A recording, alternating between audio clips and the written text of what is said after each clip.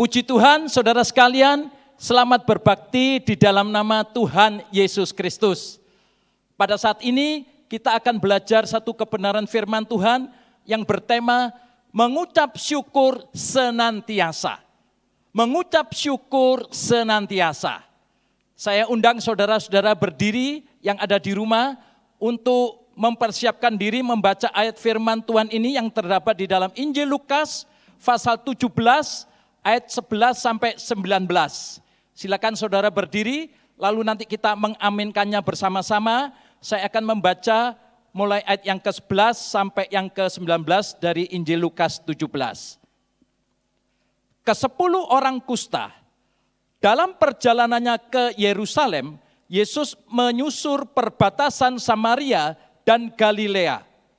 Ketika ia memasuki suatu desa, datanglah 10 orang kusta menemui dia. Mereka tinggal berdiri agak jauh dan berteriak, "Yesus, Guru, kasihanilah kami." Lalu ia memandang mereka dan berkata, "Pergilah, perlihatkanlah dirimu kepada imam-imam."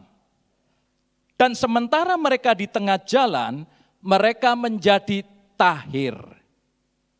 Seorang dari mereka ketika melihat bahwa ia telah sembuh, kembali sambil memuliakan Allah dengan suara nyaring. 16.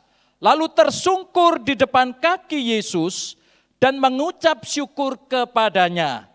Orang itu adalah seorang Samaria. Lalu Yesus berkata, "Bukankah ke-10 orang tadi semuanya telah menjadi tahir?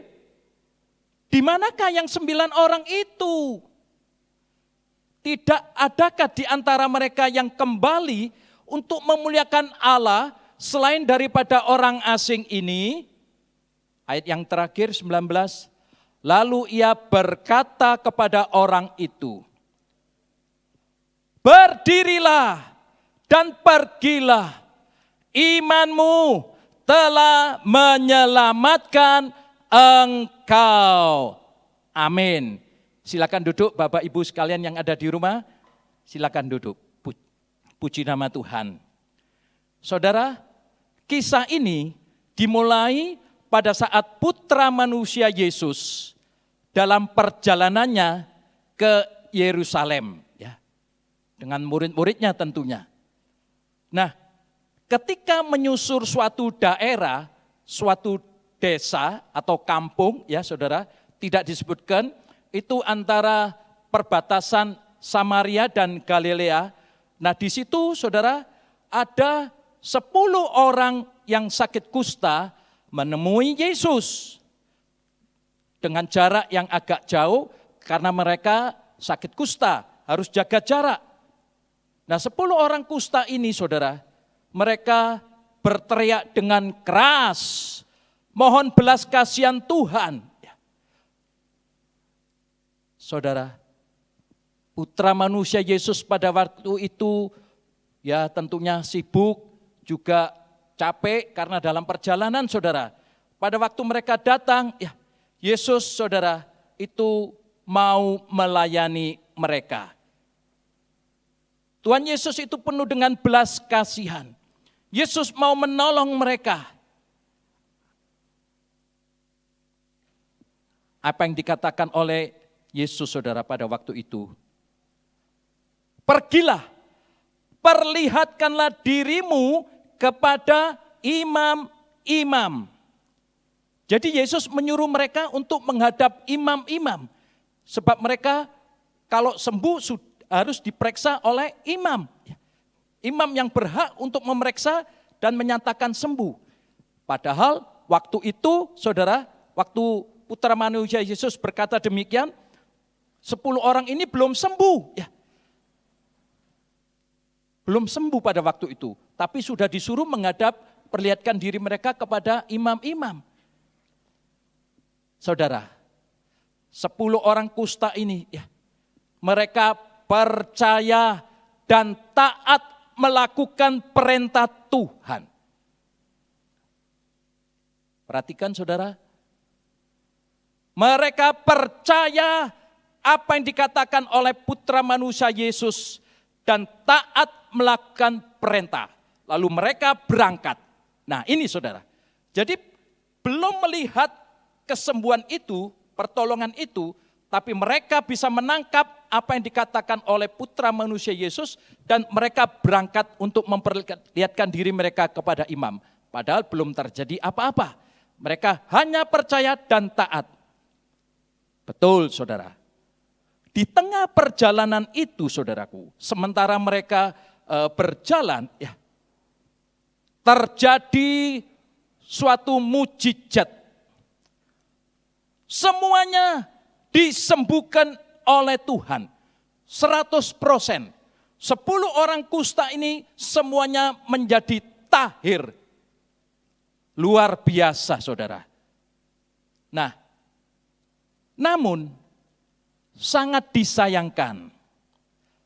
Hanya satu orang yang kembali kepada Tuhan sambil memuliakan Allah dengan suara yang nyaring.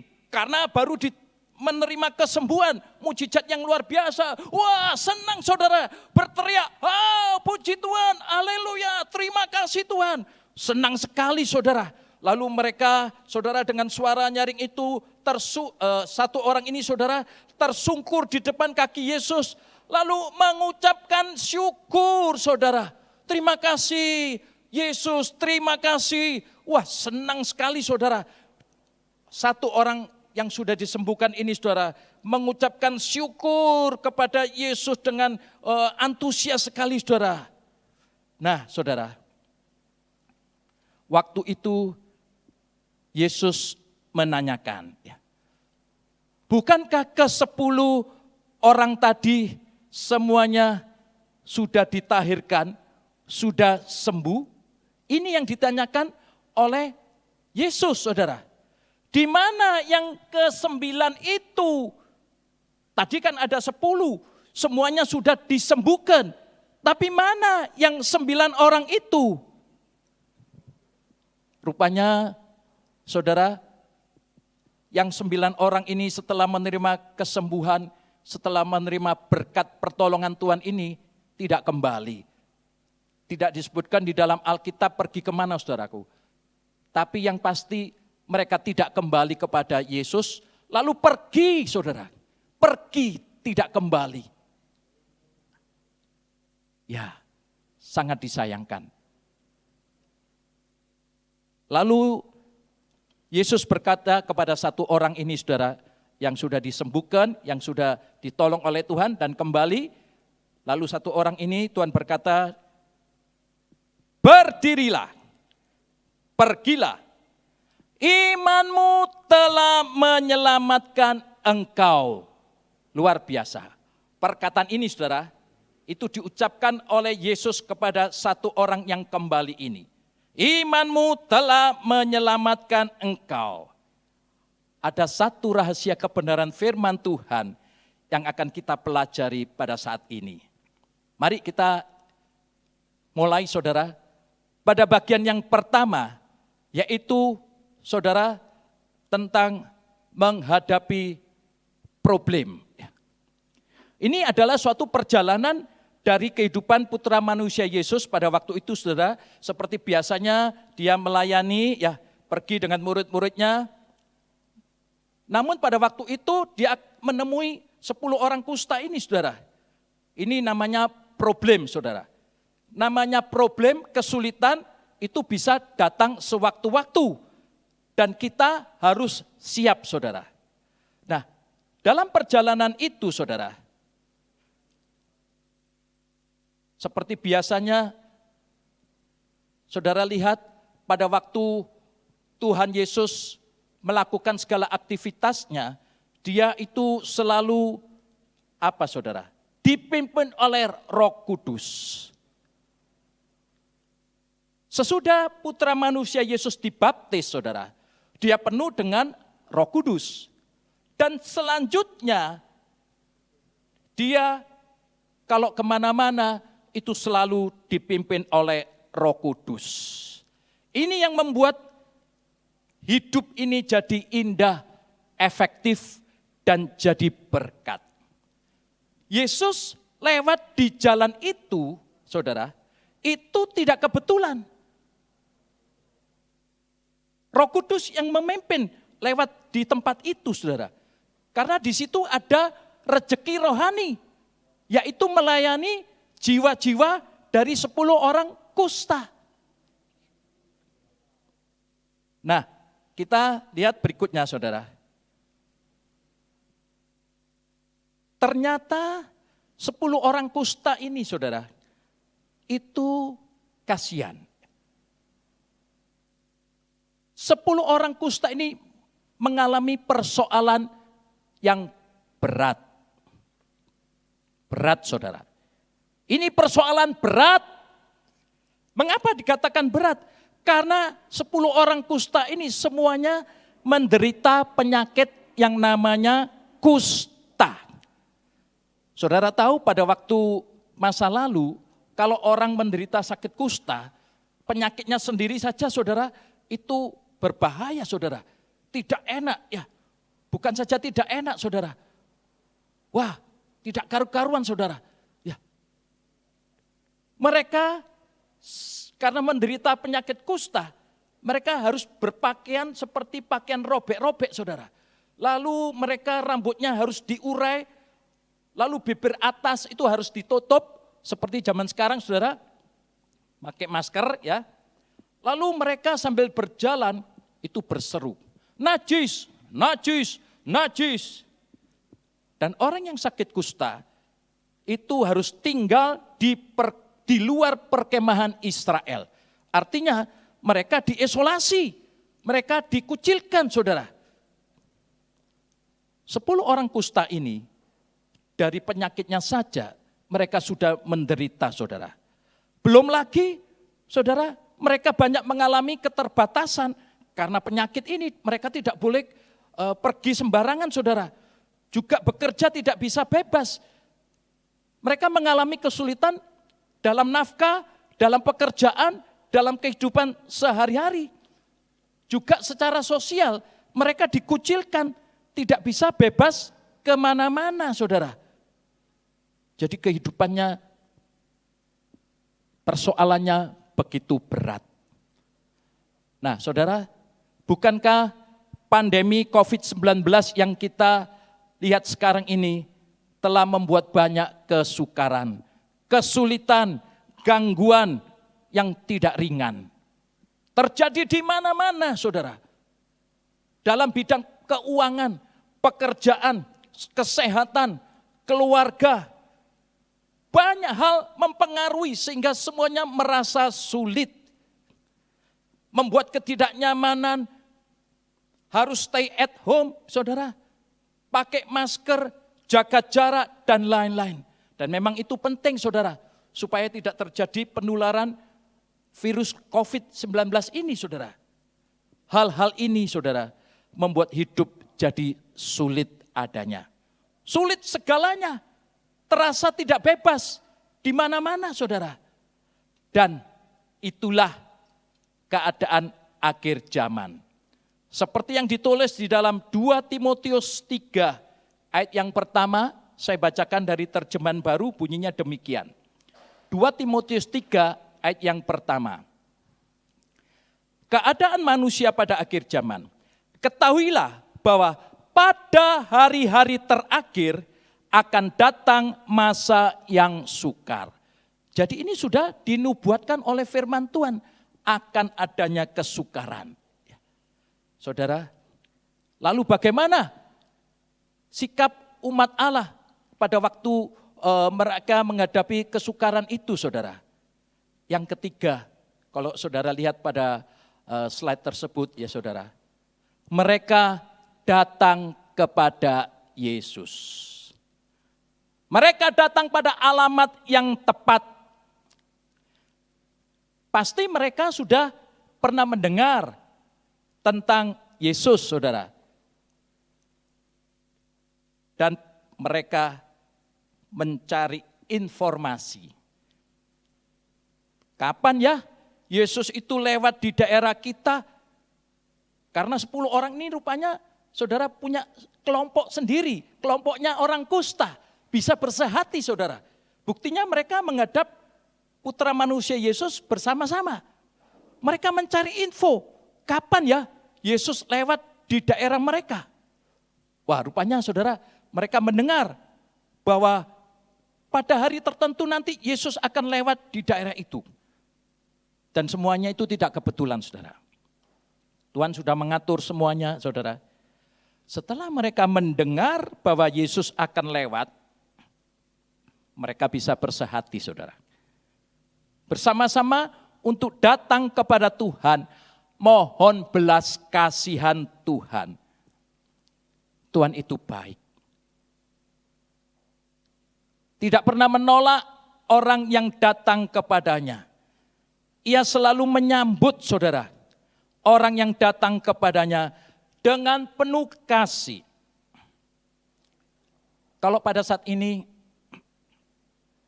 saudara-saudara sedang mengalami kesulitan, mengalami problem, sakit penyakit, apapun yang saudara alami. Berat Pak. Ingat, datang kepada Yesus. Persoalan seberat apapun saudara, datang kepada Yesus.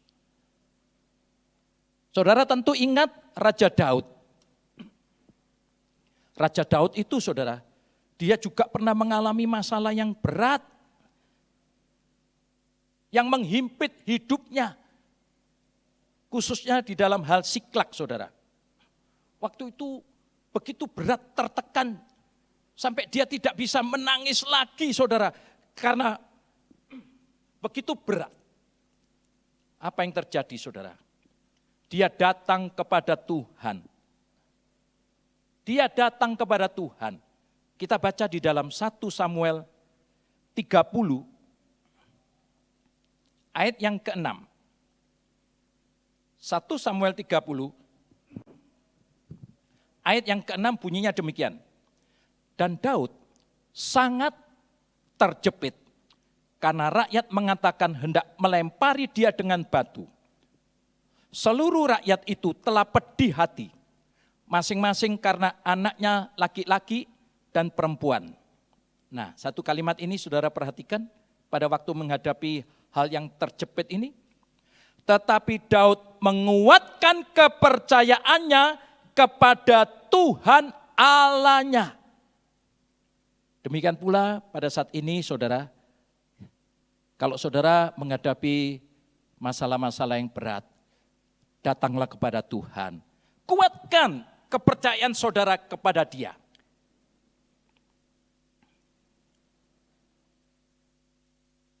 Nah saudara, kita lihat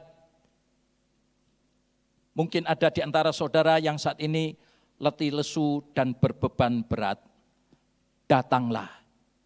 Serahkan beban hidup saudara kepada Yesus. Sambil saudara memeriksa diri saudara, kalau ada yang tidak berkenan, ya harus dibereskan. Bertobat. Minta ampun, bereskan. Tapi kalau hati saudara tidak menyalahkan saudara, berarti ada keleluasaan hati. Mengucap syukur saja saudara. Saudara datang kepada Tuhan. Ya rasanya jiwa ini tertekan, berat. Ya sudah saudara. Saudara datang kepada Tuhan dan serahkan hidup saudara, beban saudara kepada Tuhan. Kita baca di dalam Injil Matius, pasal yang ke-11, ayat yang ke-28. Bunyinya demikian saudara. Injil Matius 11 ayat yang ke-28. Marilah kepadaku semua yang letih lesu dan berbeban berat. Aku akan memberi kelegaan kepadamu. Kalau kita datang kepada Tuhan saudara, Tuhan akan memberikan pertolongan, memberikan kelepasan, Tuhan akan memberikan jalan keluar, dan hati menjadi damai sejahtera sukacita oleh karena adanya Tuhan Yesus. Karena memang Tuhan Yesus itu adalah Tuhan dan Juru Selamat kita. Bagi Tuhan tidak ada yang sukar, saudara. Tidak ada yang sulit. Bagi Tuhan tidak ada yang mustahil. Karena Dia Allah yang Maha Kuasa. Yang percaya katakan amin. Amin. Puji nama Tuhan. Sekarang kita lihat bagian yang kedua, saudara. Perkataan dan tindakan iman. 10 orang kusta ini itu berteriak, saudara. Yesus, Guru, kasihanilah kami. Mengapa, saudara, kok berteriak? Ya, karena memang jaraknya agak jauh, sebab mereka orang kusta harus jaga jarak, menjaga social distancing, saudara. Dan pada waktu itu mungkin juga banyak orang, ya. Tapi yang kita lihat dalam hal ini, saudara, teriakan mereka itu adalah menyatakan satu kesungguhan untuk menarik perhatian dan meminta pertolongan Yesus yang pada waktu itu lewat. Yesus mendengar setiap jeritan hati kita. Bukan cuma mendengar, Dia memberi perhatian. Bukan cuma memberi perhatian atas seruan doa kita, dan Dia turun tangan, saudara. Dia menolong kita. Bukan cuma mendengar, memperhatikan, lalu tidak berbuat apa-apa. No, tidak. Tapi Dia juga turun tangan menyelesaikan masalah kita. Saudara, waktu Putra Manusia Yesus mendengar teriakan mereka, ya, Yesus mendengar. Lalu Putra Manusia Yesus berkata, pergilah. Perlihatkan dirimu kepada imam-imam. Saudara, perkataan Tuhan ini cuman itu aja, saudara. Jadi Yesus pada waktu itu tidak menyembuhkan langsung, sembuh, lalu berkata, perlihatkan dirimu ke imam-imam. Kalau seperti itu, mereka tentu percaya, saudara, karena sudah melihat bukti. Tapi Yesus cuma berkata, pergilah, perlihatkan dirimu kepada imam-imam. Padahal belum terjadi kesembuhan, saudara. Belum terjadi apa-apa, tapi kok disuruh memperlihatkan diri kepada imam. Jangan anggap ringan perkataan Tuhan. Jangan anggap enteng, saudara, firman Tuhan.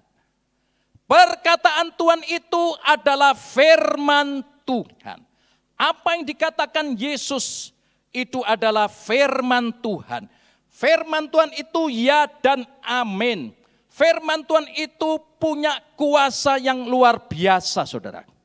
Kita baca di dalam Bilangan pasal yang ke-11, ayat yang ke-23. Bilangan 11, ayat yang ke-23, bunyinya demikian.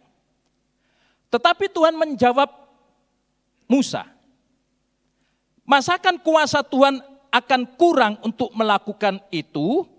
Sekarang engkau akan melihat apakah firmanku terjadi kepadamu atau tidak. Dan firman Tuhan, saudara, pasti jadi. Karena apa yang diucapkan oleh Tuhan itu ya dan amin. Langit dan bumi itu suatu saat akan lenyap. Tetapi setiap perkataan Tuhan, titik dan koma, itu kekal adanya. Tuhan, saudara, menciptakan ya semesta ini, saudara, hanya dengan berfirman. Langit dan bumi ini, saudara, di dalam Kejadian pasal 1 ayat yang ketiga, dikatakan berfirmanlah Allah, ya, berfirmanlah Allah, waktu itu belum ada apa-apa, saudara, berfirmanlah Allah, jadilah terang.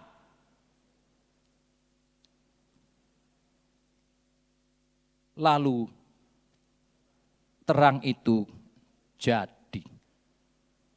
Pada waktu itu belum ada terang, Lalu firman Tuhan berkata, jadilah terang. Kuasa Tuhan ini, kuasa perkataan Tuhan ini, firman Tuhan ini saudara, bisa menciptakan terang. Inilah kuasa Tuhan saudara. Kuasa menciptakan dari yang tidak ada menjadi ada. Kalau manusia enggak bisa saudara. Manusia cuma bisa mengolah, memproses menjadi bentuk yang lain. Hanya Allah yang sanggup menciptakan dengan firman Tuhan. Luar biasa saudara. Inilah kuasa firman Tuhan. Jadi langit dan bumi yang begitu besar saudara. Hanya dengan perkataan Tuhan itu bisa tercipta. Luar biasa saudara. Sekarang kita lanjutkan pada bagian berikutnya saudara. Seandainya saudara, waktu 10 orang kusta ini mendengar perkataan Tuhan, pergilah perlihatkan dirimu ke imam-imam. Mereka, saudara, mereka tidak percaya. Loh, ya kalau sembuh. Kalau tidak sembuh, masih kusta, disuruh pergi menghadap imam-imam di bait Allah sana. Wah, resikonya berat. Mestinya begitu, saudara. Karena waktu itu belum terjadi apa-apa. Kalau mereka misalnya tidak percaya, saudara, atau bahkan lebih, itu lagi saudara, marah, kecewa, komplain saudara. Lalu orang minta disembuhkan kok disuruh pergi ke imam. Mereka saudara, kalau bersikap seperti itu, tidak percaya, marah, kecewa, lalu meninggalkan Tuhan saudara, maka tidak akan terjadi perubahan apapun dalam hidup mereka. Bahkan mungkin makin terpuruk. Saudara lihat pada gambar. Kalau pada waktu kita menghadapi masalah berat saudara. Lalu firman Tuhan berkata, percayalah. Bagaimana sikap kita? Apakah kita mau sabar? Kita mau setia? Apakah kita tetap bersyukur saudara? Atau marah, seperti saudara lihat pada orang yang sebelah kanan itu saudara. Kecewa, meninggalkan Tuhan, meninggalkan gereja, tidak lagi ibadat, karena merasa tidak diperhatikan, karena merasa tidak terjadi apa-apa. Maka orang yang seperti itu saudara, tidak akan mengalami perubahan, pertolongan, kesembuhan, atau apapun dalam hidupnya, bahkan makin terpuruk oleh sebab jauh daripada Tuhan. Ngomel-ngomel, bersungut-sungut, protes, itu bukan sikap dari anak Allah. Tapi kalau saudara punya sikap seperti orang yang di sebelah kiri itu saudara, sekalipun belum datang pertolongan, tapi orang itu percaya apa yang dikatakan oleh Tuhan, percaya apa yang dikatakan oleh Alkitab, percaya apa yang dikatakan oleh hamba-hamba Tuhan yang mengambil ayat-ayat firman Tuhan itu. Jadilah sebagaimana imanmu. Saudara, 10 orang kusta ini untungnya setelah mendengar perkataan Tuhan ini saudara, mereka percaya. Percaya. Bukan berhenti sampai di situ. Taat. Lalu dilanjutkan ketaatan mereka ini saudara. Lalu mereka pergi menghadap imam-imam. Saudara, waktu itu mereka belum melihat kesembuhan, belum melihat pertolongan. Namun mereka mendengar perkataan Tuhan Yesus. Saudara perhatikan, mendengar perkataan Tuhan itu penting saudara. Mendengar firman Tuhan itu penting. Lalu dilanjutkan dengan percaya. Lalu diteruskan lagi dengan taat. Kalau mereka 10 orang ini mendengar, oh ya bagus, percaya, saya percaya. Tapi mereka tidak pergi saudara, tidak taat. ya tidak terjadi apa-apa. Tapi mereka taat, lalu mereka jalan, berangkat menuju imam-imam itu. Nah, di tengah perjalanan itu, saudara, mereka mengalami pertolongan Tuhan. Sembuh, saudara. Terjadi mujizat. Ini mujizat luar biasa, saudara. Luar biasa. Semuanya disembuhkan. 100%, saudara. 10 orang ini artinya 100%. Semuanya ditolong dan disembuhkan oleh Tuhan. Oh, puji nama Tuhan. Iman itu kuncinya. Inilah iman, yaitu percaya akan perkataan Tuhan sekalipun belum mengalaminya. Saya ulangi, saudara. Iman itu adalah percaya apa yang dikatakan oleh Tuhan sekalipun belum mengalami. Seperti saudara lihat pada gambar. Janji-janji Allah itu kan ada di ayat-ayat firman Tuhan, saudara. Ada di Alkitab. Perkataan Tuhan disampaikan. Tapi kalau orang itu mendengar, dia bisa merespon, ya Tuhan, aku percaya, aku percaya, aku percaya. Maka saudara, dengan imannya itu akan menghantarkan dia untuk mendapatkan janji-janji Allah. Luar biasa. Iman itu penting, saudara. Seperti kalau bangunan, itu ada pondasinya. Kita baca di dalam Ibrani, pasal yang ke-11, ayat yang pertama. Ibrani 11, ayat yang pertama, saudara. Iman adalah dasar dari segala sesuatu yang kita harapkan dan bukti dari segala sesuatu yang tidak kita lihat. Jadi iman itu adalah pondasi. Timbulnya dari mendengar firman Tuhan. Kita baca, saudara, dalam Rom 10 ayat yang ke-17. Roma 10 ayat yang ke-17, demikian bunyinya. Jadi iman timbul dari pendengaran, dan pendengaran oleh firman Kristus. Saudara, iman itu timbul setelah orang itu mendengar firman Tuhan. Jadi kalau tidak mendengar firman Tuhan, tidak timbul iman. Kalau tidak membaca Alkitab, tidak timbul iman. Oleh sebab itu, firman Tuhan ini harus dibaca, harus didengarkan, saudara.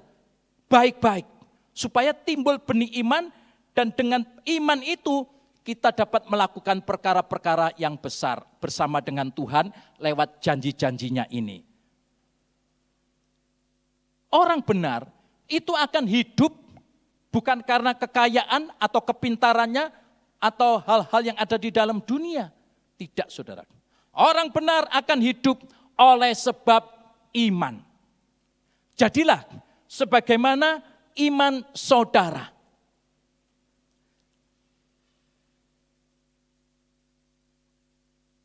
Orang beriman itu modalnya iman, saudara.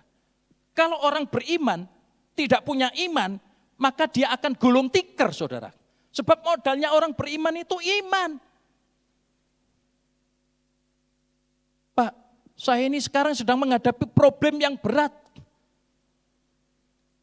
Kira-kira sama dengan 10 orang yang sakit kusta itu, saudara. Mereka juga mengalami problem yang berat. Namun, saudara, kita sudah mendengar firman Tuhan.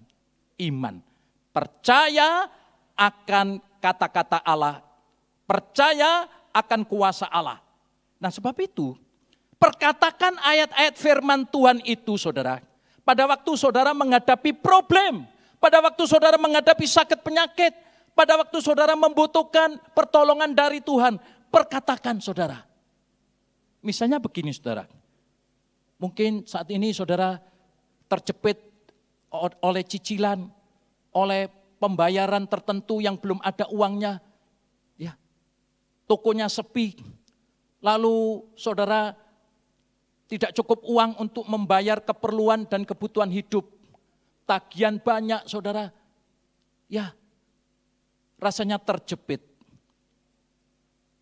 mengalami problem yang berat. Firman Tuhan hari ini tidak kebetulan, perkatakan saudara, Tuhan Yesus yang luar biasa, saya percaya Tuhan pasti tolong saya, Dia baik, amin. Apa yang saudara perkatakan itu didengar oleh Tuhan. Dan saudara akan mengalami apa yang saudara percaya. Kalau tidak percaya enggak bisa saudara. Namanya orang percaya. Percaya akan janji Tuhan yang belum kelihatan, tapi sudah dipegang baik-baik, seolah-olah sudah menerimanya. Dan itu akan diberikan oleh Tuhan kepada saudara. Saya akan membaca di dalam Bilangan 14. Ayat yang ke-28 saudara. Bilangan 14 ayat yang ke-28. Katakanlah kepada mereka, demi aku yang hidup, demikianlah firman Tuhan, bahwasanya seperti yang kamu katakan di hadapanku, demikian akan kulakukan kepadamu. Jadi kalau saudara perkatakan bahwa Tuhan Yesus itu luar biasa, Tuhan akan jadi luar biasa dalam hidup saudara. Kalau saudara tuh katakan kepada Tuhan, Tuhan pasti tolong saya, Tuhan pasti akan menolong saudara. Seperti yang saudara katakan kepada Tuhan, Tuhan akan melakukannya itu kepada saudara. Oh Tuhan itu baik, terima kasih Tuhan. Apa yang saudara katakan baik itu, maka kebaikan yang dari Tuhan akan diberikan kepada saudara. Amin saudaraku, yang percaya katakan amin. Puji nama Tuhan. Jadi penting saudara, untuk memperkatakan firman Tuhan dalam hidup saudara. Puji nama Tuhan. Sekarang kita lanjutkan saudara, pada bagian yang ketiga. Tahu mengucap syukur. Saudara, satu orang ini kembali kepada Tuhan. Ya, saudara. Satu orang ini tahu berterima kasih. Sesudah dia disembuhkan, ditolong oleh Tuhan, dia kembali saudara. Dia tidak pergi kemana-mana dulu. Dia pergi kembali kepada Tuhan untuk apa saudara? Untuk mengucapkan syukur, untuk mengucapkan terima kasih. Satu orang ini saudara, dia sadar bahwa dahulu dia itu sakit kusta, dia itu najis, dia itu menderita, dia mengalami masa depan yang suram, mengalami banyak keterbatasan. Namun sekarang setelah berjumpa dengan Tuhan, kehidupannya berubah seketika, sehat, sembuh, tahir, ditolong oleh Tuhan, punya masa depan yang cerah saudaraku. Inilah hal yang pertama dilakukan oleh orang tersebut saudara. Dia cari Tuhan, tidak cari yang lain dulu. Itu nanti, tapi yang penting dia kembali menghadap kepada Tuhan. Bahkan dia memuliakan Allah saudara. Demikian pula pada saat-saat seperti ini saudara. Baik saudara yang sudah diberkati oleh Tuhan, maupun saudara-saudara yang sedang dalam pergumulan, kuncinya ini saudara. Kembali kepada Tuhan. Nomor satu, cari Tuhan. Saya bacakan di dalam Injil Matius 6 ayat yang ke-33. Saya bacakan dari terjemahan King James Indonesia. Bunyinya demikian saudara. Matius 6 ayat 33. Tetapi carilah dahulu kerajaan sorga dan kebenarannya. Maka semua hal ini, yaitu apa yang saudara butuhkan, apa yang saudara perlukan, kesembuhan, pertolongan dan lain sebagainya, akan ditambahkan kepadamu. Luar biasa saudara.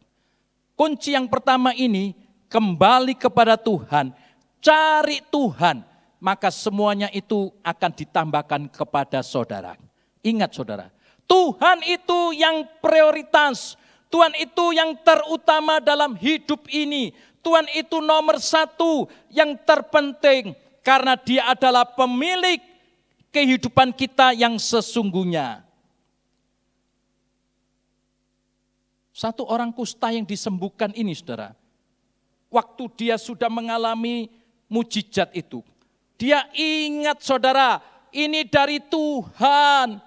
Aku harus kembali kepada Tuhan untuk memuliakan Dia, mengucap syukur, berterima kasih.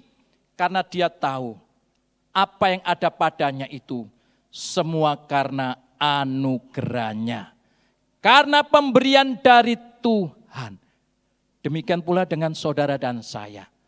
Kalau kita ada sampai detik ini saudara, sampai sekarang ini, itu semua tidak lain oleh karena anugerah Tuhan. Mungkin juga ada saudara yang sudah diberkati oleh Tuhan. Oh puji Tuhan, seperti Raja Daud saudara, setelah diberkati oleh Tuhan. Ya saudara lihat pada gambar ini, pada waktu itu Daud ada di kerajaan saudara Israel, di atas takhta yang megah saudara. Tapi Daud menghadap kepada Tuhan. Dia kembali kepada Tuhan. Apa yang dikatakan saudara? Mari kita baca di dalam 2 Samuel pasal yang ke-7. Ayat yang ke-18. 2 Samuel 7 ayat yang ke-18 bunyinya demikian saudara. Lalu masuklah Raja Daud ke dalam istana, kemudian duduklah ia di hadapan Tuhan sambil berkata,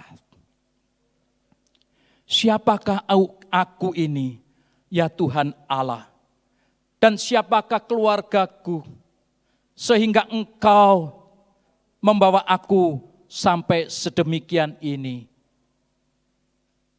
Dulu Daud adalah gembala beberapa ekor domba di padang gurun.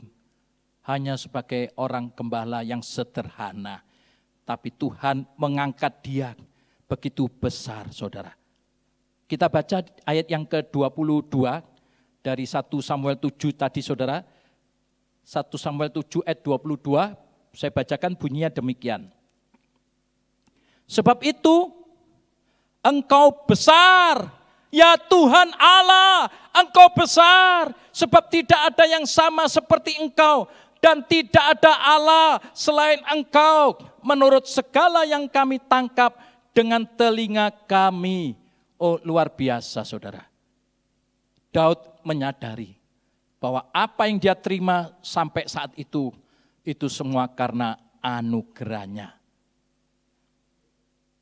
Berikutnya saudara, satu orang ini, waktu dia ingat kembali kepada Tuhan, dia mempunyai satu sikap. Sikap apa saudara?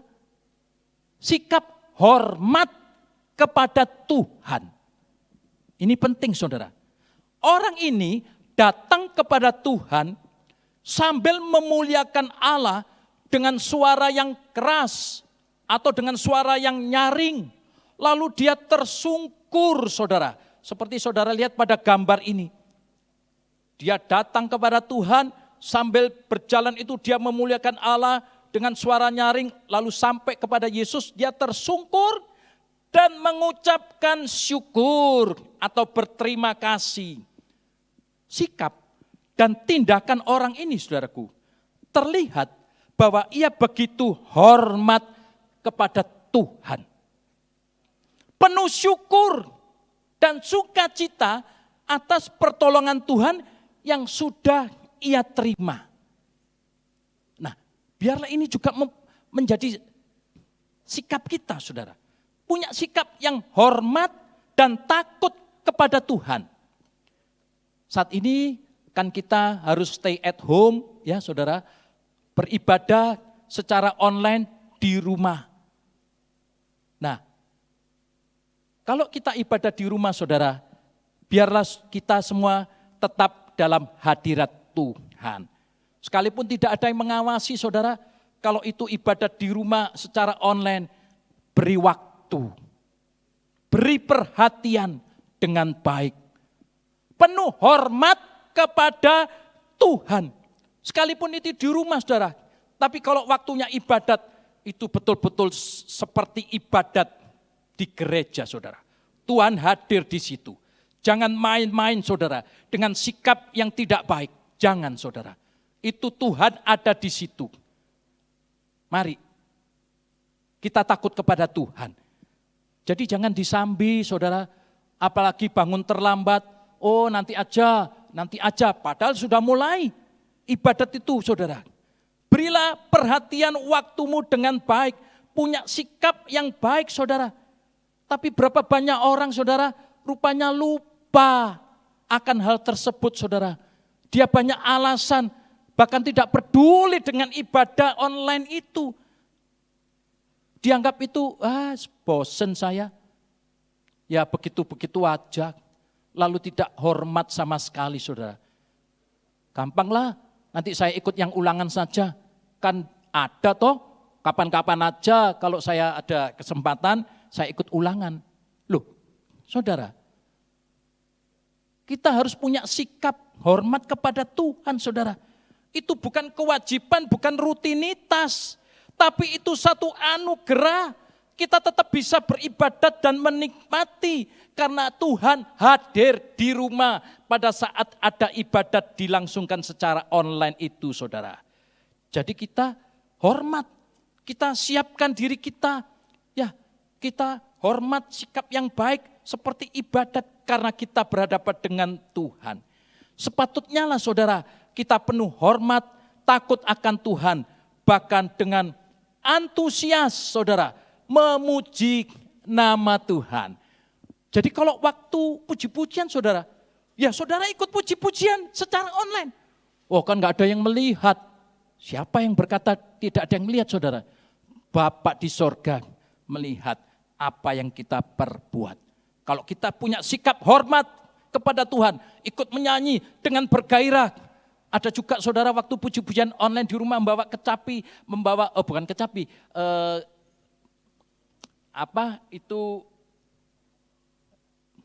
yang buat ecek-ecek itu saudara. Cek itu, senang saudara. Kalau Tuhan melihat seperti itu saudara, hati yang penuh dengan antusias memuji Tuhan, orang itu pasti penuh dengan sukacita karena dia bisa berterima kasih kepada Tuhan. Dia memuji nama Tuhan sebab itu sesuai dengan firman Tuhan. Biarlah yang bernapas memuji nama Tuhan. Jangan waktu pujian saudara di rumah diam, lalu mondar-mandir. Saudara jangan, ambil kesempatan, itu waktunya puji-pujian, nyanyi dengan antusias untuk memuji-muji Tuhan. Ya, saudara, saya akan menyanyikan satu pujian yang menyatakan betapa kita harus berterima kasih kepada Tuhan. Haleluya.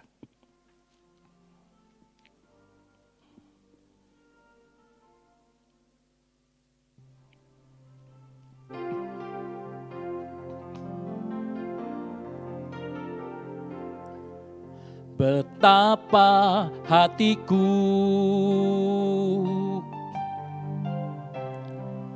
berterima kasih Yesus, Kau mengasihiku,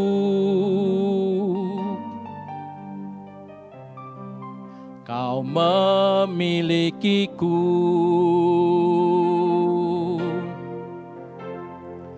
Hanya ini Tuhan persembahanku, segenap hidupku, jiwa dan ragaku.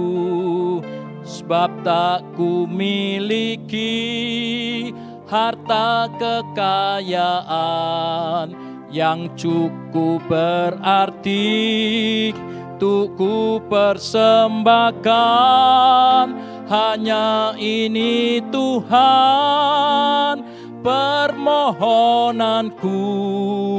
Terimalah Tuhan persembahanku, pakailah hidupku sebagai alatmu seumur hidupku. Haleluya, haleluya. Kita patut mengucap syukur, saudara. Saudara, satu orang kusta ini yang kembali kepada Tuhan, berterima kasih, mengucap syukur, itu ternyata orang Samaria. Apa hubungannya, saudara? Kita lihat. Satu orang kusta yang kembali kepada Tuhan ini adalah orang Samaria. Kita lihat apa yang dialami dia, saudara. Secara fisik, satu orang ini sakit kusta. Secara fisik, sakit kusta itu masalah yang berat, saudara. Tidak ada obatnya. Penderitaan seumur hidup. Jadi satu orang ini, saudara, yang kembali kepada Tuhan, sakit kusta dulunya ini masalah yang berat. Itu secara fisik. Saudara lihat pada gambar ini. Lalu secara psikis atau secara kejiwaan, saudara. Orang ini kan kusta, menderita penyakit kusta. Dia harus dikucilkan, diisolasi karena sakitnya ini. Wah, ini sebagai satu penderitaan juga, saudara. Dikucilkan, diisolasi, tidak bebas. Terus orang ini kan selain sakit kusta, dia juga orang Samaria. Nah, orang Samaria pada waktu itu, saudara, itu dipandang rendah atau hina oleh orang-orang pada waktu itu, saudara. Dipandang sebelah mata oleh orang-orang Yahudi yang lainnya pada waktu itu. Namun Tuhan Yesus itu baik, saudara. Dia tidak membedakan orang. Ia penuh dengan belas kasihan, termasuk kepada orang Samaria ini, saudara. Kalau orang Samaria ini tidak diperhatikan oleh orang-orang, dikucilkan karena dia kusta, dan juga dia dipandang rendah karena dia orang Samaria. Tetapi Tuhan itu penuh dengan belas kasihan. Saudara, di dalam Alkitab, orang Samaria itu ada beberapa hal yang diceritakan. Saya kutip 2 saja, saudara. Yaitu yang dikenal dengan orang Samaria yang murah hati. Itu disebut di dalam Lukas pasal 10 ayat 33 sampai 36. Ada satu orang yang habis dirampok, saudara, di tengah jalan, dipukuli, babak belur, habis barangnya dijarak. Seorang imam lewat, tidak diperhatikan. Lalu Lewi lewat, juga tidak diperhatikan. Dan yang ketiga ini adalah orang Samaria. Dia datang merawat dan sebagainya. Ini orang Samaria yang murah hati. Lalu yang kedua, saudara, ada seorang perempuan Samaria yang berdosa, tapi waktu ketemu dengan Yesus, saudara, dia bertobat, percaya kepada Tuhan, bahkan saudara, dia hidupnya berubah, meninggalkan dosa-dosanya dan menangkan jiwa orang-orang yang ada di kampungnya dia, saudara, untuk kemuliaan nama Tuhan. Kalau dilihat-lihat, saudara, heran ya. Ini orang Samaria yang kembali kepada Tuhan ini jijik, najis. Tidak diabaikan oleh orang, saudara. Tapi waktu ketemu dengan Tuhan, bisa sembuh. Bisa diberkati Tuhan. Heran, saudara. Dari orang Samaria yang model seperti itu, saudara, bisa keluar sesuatu yang indah. Inilah, saudara, gambaran orang yang mau datang kepada Tuhan Yesus. Tidak semua, saudara, mau datang kepada Tuhan. Buktinya yang 9 tidak mau. Satu orang kusta yang Samaria ini mau datang kepada Tuhan dengan sikap apa saudara? Bertobat, rendah hati, tulus, sungguh-sungguh cari Tuhan dan tahu mengucap syukur. Hal-hal inilah yang berkenan kepada Tuhan. Saya ulangi saudara. Bertobat, rendah hati, tulus, sungguh-sungguh cari Tuhan dan tahu berterima kasih kepada Tuhan. Ini sangat berkenan kepada Tuhan. Haleluya. Haleluya. Oleh sebab itu saudara, mengucap syukurlah di dalam segala hal. Ada sesuatu yang indah keluar dari mulutnya anak Allah pada saat mengalami penderitaan. Pada saat sudah diberkati oleh Tuhan, tetap bisa keluar kata-kata yang indah, penuh dengan terima kasih, tidak lupa kepada Tuhan. Oh luar biasa saudara. Ini bahasanya sorga, mengucap syukur. Saya bacakan di dalam 1 Tesalonika 5 ayat yang ke-18. Dari King James Indonesia. Perhatikan saudara. Mengucap syukurlah dalam segala hal, sebab inilah kehendak Allah dalam Kristus Yesus bagi kamu. Jadi kalau kita menghadapi hal-hal yang tidak enak, maupun waktu-waktu diberkati oleh Tuhan, dalam kelimpahan, dalam kesuksesan, dua keadaan ini saudara, dalam segala hal, bahasanya itu adalah mengucap syukur. Mengucap syukur saudara. Ada satu contoh saudara. Ada seorang pada waktu beberapa saat yang lalu saudara, dia itu mau beli rumah. Dia sudah senang saudara, dia mencita-citakan bisa beli rumah ya, di satu tempat saudara. Dia sudah memenuhi persyaratan, bahkan sudah memberikan down payment atau uang muka saudara. Tetapi tiba-tiba dibatalkan secara sepihak oleh pihak developer itu saudara. Memang secara jasmani rasanya enggak enak saudara ya, kalau nuruti hati bisa kecewa. Tetapi orang ini tidak saudara. Dia percaya bahwa segala sesuatu itu tidak terjadi kebetulan. Allah turut campur di dalam segala situasi dan kondisi. Kalau itu dibatalkan, ya memang enggak enak saudara. Tapi dia tahu, enggak kebetulan.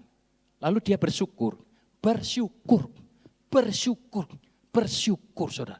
Loh dibatalkan kok bersyukur? Rugi ini, harus dituntut itu orangnya. Tapi tidak saudara, orang itu bersyukur. Ya sudah, tidak terjadi apa-apa saudara.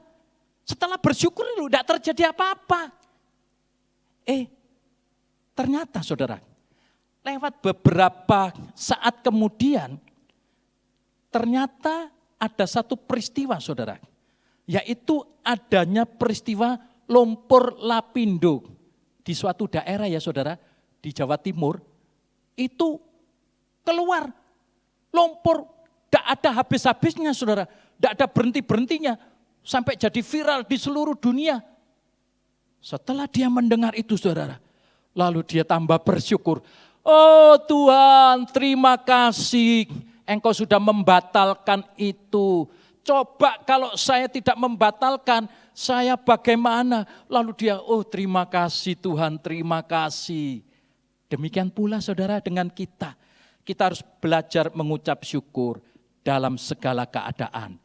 Baik pada waktu menerima berkat Tuhan, juga pada saat melewati lembah-lembah kekelaman, pada waktu mengalami keadaan yang di bawah, pada waktu mengalami kesukaran, kita tetap bersyukur. Bersyukur itu membuat Allah berkenan dan itu akan membuka pintu pertolongan Tuhan. Tapi orang yang mengeluh dan bersungut-sungut itu akan mengalami hukuman dari Tuhan. Saudara, ada satu nyanyian yang indah, beri syukur, berilah syukur. Kalau saudara di rumah bisa lagu ini, silakan saudara ikuti. Ya, haleluya. Haleluya Yesus. Beri syukur, berilah syukur, beri syukur. Senang ataupun susah, beri syukur. Panjatkan doamu sepenuh hatimu, kasihnya Yesus jadi milikmu. Sekali lagi. Beri syukur, berilah syukur, beri syukur. Senang ataupun susah, beri syukur. Panjatkan doamu sepenuh hatimu, kasihnya Yesus jadi milikmu. Haleluya. Kita lanjutkan bagian yang terakhir, saudara, yaitu lupa diri. Putra manusia Yesus senang, saudara, menerima satu orang yang kembali untuk mengucapkan syukur. Namun di sisi yang lain, Putra manusia Yesus juga sedih. Sebab ada 9 orang yang lain yang tidak kembali menghadap dia. Sampai dia bertanya, di mana yang 9 orang itu? Padahal, saudara, 9 orang itu bukan orang Samaria, tapi adalah orang Yahudi. Umat Allah sendiri. Mestinya mereka kan mengenal firman Tuhan. Mengenal hukum Tuhan, saudara. Namun 9 orang ini, saudara, sikap yang ditunjukkan begitu memprihatinkan Tuhan. Setelah ditolong, disembuhkan, mereka tidak kembali kepada Tuhan. Memang tidak disebutkan, saudara, pergi kemana. Tapi yang pasti, mereka tidak kembali kepada Tuhan. Sudah sibuk dengan agenda acaranya, kegiatannya sendiri-sendiri, saudara. Bukankah mereka telah dilayani, ditolong, dan mengalami mujizat dari Tuhan yang luar biasa? Mengapa dikatakan luar biasa? Ah, itu kan biasa, Pak, kok dibesar-besarkan? Saudara, orang kusta ini mengalami kesembuhan dari kustanya, itu adalah peristiwa yang luar biasa. Mengapa, saudara? Sakit kusta itu merupakan satu penyakit berat. Tidak ada obatnya, tidak mudah disembuhkan pada waktu itu ya, saudara. Dan di dalam Alkitab disebutkan, pada masa kerajaan Israel, banyak orang Israel yang sakit kusta. Banyak, saudara, bukan sedikit, banyak. Namun, hanya Naaman, panglima tentara Aram atau Syria atau Syam itu, yang disembuhkan oleh Tuhan. Saudara bisa baca di dalam Lukas pasal 4 ayat yang ke-27.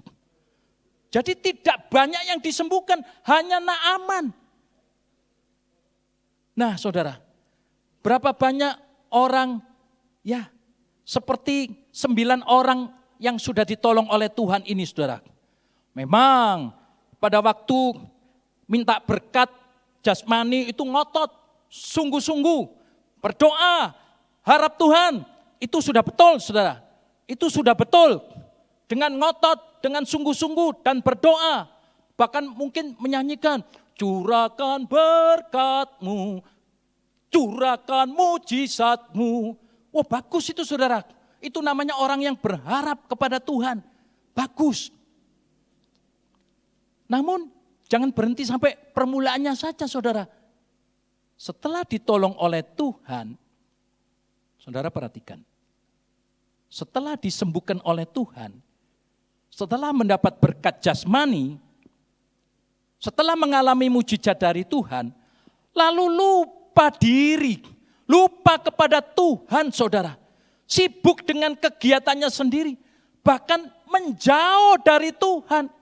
Mereka cuma hanya dapat berkat jasmani sudah puas, lalu mereka pergi, saudara. Padahal hidup kita ini itu adalah miliknya Tuhan. Miliknya Tuhan, saudara. Dan kita wajib mengembalikan semua ini untuk kemuliaan nama Tuhan. Saudara lihat seperti satu orang ini tadi saudara. Kalau yang 9 itu lupa, dia sibuk sendiri saudara, menjauh dari Tuhan. Saudara lihat arah panah itu ya, 9 orang itu begitu gembiranya saudara, sampai lupa kepada Tuhan, lalu pergi begitu saja saudara. Tapi yang satu orang ini beda, dia yang ingat itu Tuhan, aku harus kembali kepada Tuhan. Tapi 9 orang ini saudara, dia tidak datang kepada Tuhan. Dia tidak memberi apa-apa kepada Tuhan. Ya sudah pergi begitu saja saudara. Sangat disayangkan setelah mendapat berkat dari Tuhan, jauh dari Tuhan. Berapa banyak orang saudara, setelah didoakan, setelah digembalakan saudara, setelah dinasehati, memang kita tidak mengharapkan terima kasih dari seseorang saudara. Tetapi kalau orang itu saudara, lupa diri, lupa kepada Tuhan, cuma dapat berkat jasmani, rugi saudara, rugi. Sebab itu saudara, saudara yang sudah ditolong oleh Tuhan sampai sejauh ini, itu semua karena anugerah Tuhan. Jangan tinggalkan Tuhan saudara, jangan tinggalkan gereja di mana saudara digembalakan. Kembalilah kepada gereja di mana saudara digembalakan. Sebab itu akan menggembalakan saudara. Haleluya, haleluya. Saudara, waktu satu orang ini ya kembali kepada Tuhan saudara, mengucap syukur ya, berterima kasih, lalu Tuhan berkata, pergilah. Imanmu telah menyelamatkanmu. Perkataan ini saudara, hanya ditujukan kepada satu orang kusta Samaria ini yang sudah kembali kepada Tuhan. Yang 9 tidak dikatakan itu. Hanya satu orang ini. Imanmu sudah menyembuhkan engkau, sudah menyelamatkan engkau. Di dalam terjemahan yang lain bunyinya demikian saudara. Kalau begitu saudara, mari kita lihat gambar ini. Ya. 9 orang yang sakit kusta ini saudara, setelah menerima berkat dari Tuhan, pertolongan, kesembuhan, kelimpahan, lalu dia berhenti sampai di situ saja saudara. Ya berhenti. Tidak ada sambungannya sampai di dalam kerajaan sorga. Wah itu rugi saudara. Seperti orang dunia. Rugi. Apa gunanya seseorang memperoleh seluruh dunia ini kalau jiwanya binasa? Kalau tidak diteruskan bersama dengan Tuhan, ya berhenti sampai di situ saudara. Saudara lihat garis yang di bawah itu. Orang berdosa, orang dunia, saudara, kalau orang cuma cari dunia, kelanjutannya ada di situ saudara, di neraka. Tapi saudara lihat satu orang yang sakit kusta itu saudara. Pada waktu dia mendapatkan pertolongan dari Tuhan, dia kembali kepada Tuhan dan mengucapkan syukur, berterima kasih kepada Tuhan. Dan Tuhan memberikan rekomendasi ini saudara, imanmu telah menyelamatkanmu. Satu orang kusta Samaria ini, saudara, bukan cuma mendapat berkat jasmani, tapi berlanjut sampai berkat yang kekal, yaitu mendapatkan kerajaan sorga, mendapatkan bersama-sama dengan Tuhan di dalam kerajaan sorga. Betapa indah dan mulia kalau kita ikut Tuhan saudara, luar biasa. Imanmu menyelamatkan engkau. Oleh sebab itu saudara, kita harus memperhatikan yang tidak kelihatan ini. Yaitu perkara-perkara rohani, perkara-perkara kekal yang seringkali diabaikan oleh beberapa banyak umat Allah. Karena tidak kelihatan, lalu diremehkan saudara, tidak diperhatikan, disepelekan. Tapi kalau celik, matanya terbuka, seperti satu orang kusta Samaria yang disembuhkan ini saudara, maka dia akan memilih yang di atas itu saudara. Dia berlanjut sampai di dalam kerajaan sorga yang indah dan mulia, penuh dengan keindahan dan kepuasan yang sejati saudara. Saudara, ada satu ayat yang saya bacakan di dalam 2 Korintus 4 ayat yang ke-18. Bunyinya demikian, saudara. Sedangkan kami tidak memandang barang-barang yang kelihatan, tetapi barang-barang yang tidak kelihatan. Karena barang yang kelihatan itu sementara, tetapi barang-barang yang tidak kelihatan itu kekal. Itulah keselamatan yang kekal dari Tuhan yang sekarang tidak kelihatan, tapi nanti akan berlanjut di dalam kerajaan sorga. Sebagai kesimpulannya, saudara, biarlah kita bersyukur senantiasa karena mempunyai Tuhan Yesus yang hidup, yang memberikan keselamatan kekal. Itu semua karena anugerahnya. Mari kita masuk di dalam doa. Saudara, sebelum saya menutup di dalam doa, saya ingin mendoakan buat saudara-saudara. Yang pertama, adakah di antara saudara yang di rumah atau di rumah sakit ataupun di mana saja mendengar firman Tuhan ini yang sedang, yang pertama saudara, yang sakit. Silakan saudara mengangkat tangan saudara sebelah kanan. Kalau bisa saudara angkat sebelah kanan, lalu letakkan tangan kiri saudara di bagian yang sakit. Apapun sakitnya. Saat ini Yesus mau lewat dalam kehidupan saudara. Yesus mau lewat. Sambut dia, datang kepada dia. Silakan angkat tangan saudara, saya akan mendoakan. Ya. Bapa dalam sorga, kami berdoa untuk saudara-saudara kami yang mengangkat tangannya karena sakit. Sakit apapun Tuhan, Engkau mau bicara. Kalau ada kesalahan, Tuhan tolong Tuhan, supaya dia bisa membereskan. Bertobat dan koreksi diri, lalu beres di hadapan-Mu. Saat ini kami mohon kemurahan-Mu. Kami berdoa buat saudara-saudara yang mengangkat tangan yang sakit apapun.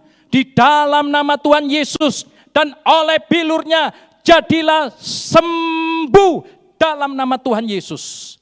Terima dengan iman seperti 10 orang yang sakit kusta ini. Dan saat itu juga mereka disembuhkan. Saudara juga disembuhkan. Terima dengan iman. Tangan diturunkan. Yang kedua, yang terakhir. Adakah di antara saudara yang mengalami problem yang berat dalam keuangan, dalam keluarga, dalam pekerjaan, dalam nafkah, di dalam hal apapun. Saudara merasa terjepit, tidak ada jalan keluar. Tapi saudara sudah mendengar firman Tuhan ini. Saudara mau didoakan supaya Tuhan membuka jalan. Supaya Tuhan memberi pertolongan. Adakah di antara saudara seperti ini? Silakan saudara mengangkat tangan. Saya akan mendoakan buat saudara. Ya, saya akan berdoa. Bapa dalam sorga, kami berdoa untuk seberapa banyak tangan yang diangkat karena mengalami kesukaran yang berat. Kami berdoa biarlah Tuhan menjamah mereka. Kalau ada kesalahan Tuhan ampuni, Tuhan tunjukkan supaya bisa dibereskan. Kalau ini ujian iman Tuhan kuatkan. Saat ini kami berdoa di dalam nama Tuhan Yesus Kristus. Persoalanmu ditolong oleh Tuhan. Tuhan akan berperang ganti engkau. Sehingga engkau mengalami kemenangan oleh karena Tuhan Yesus Kristus. Dalam nama Tuhan Yesus kami akan menerima pertolongan sesuai dengan iman percaya kami. Terima kasih. Tangan diturunkan. Sekarang saya undang saudara semua berdiri di tempat saudara masing-masing di rumah. Kita akan masuk di dalam doa. Mari saudara, silakan saudara berdiri. Kita hormat kepada Tuhan. Bapa dalam sorga, terima kasih kami sudah mendengar firman-Mu. Kami berdoa Tuhan untuk gereja di mana kami beribadat, untuk gembala sidang. Biarlah Tuhan memberikan kekuatan hikmat pengurapan-Mu kepada gembala sidang kami, juga kepada pelayan-pelayan Tuhan. Biarlah Tuhan memberkati juga jemaat-Mu yang ada di rumah-rumah, supaya mereka tetap tumbuh imannya, tetap kuat, mengalami kemenangan bersama dengan Engkau, sekalipun di masa pandemi ini ya Tuhan. Terima kasih Tuhan, kami mengucap syukur boleh mendengar firman-Mu. Saat ini kami juga berdoa untuk bangsa dan negara kami, baik untuk Bapak Presiden, Wakil, para menteri, pejabat-pejabat yang ada di pusat, di daerah, yang tinggi dan yang paling rendah ya Tuhan. Kami berdoa untuk TNI Polri, kami berdoa untuk tim paramedis, dokter yang ada di garis depan maupun yang bertugas di garis belakang. Kiranya Tuhan memberikan kekuatan hikmat untuk dapat mengatasi masalah pandemi COVID-19 ini Tuhan. Supaya kami tetap boleh mendapat kemenangan di dalam Engkau. Engkau memberikan jalan yang terbaik ya Bapa. Terima kasih Tuhan.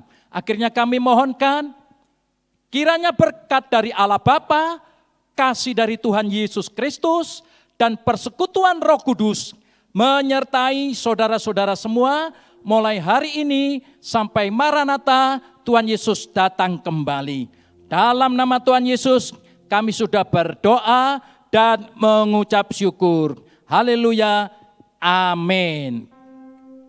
Bapa,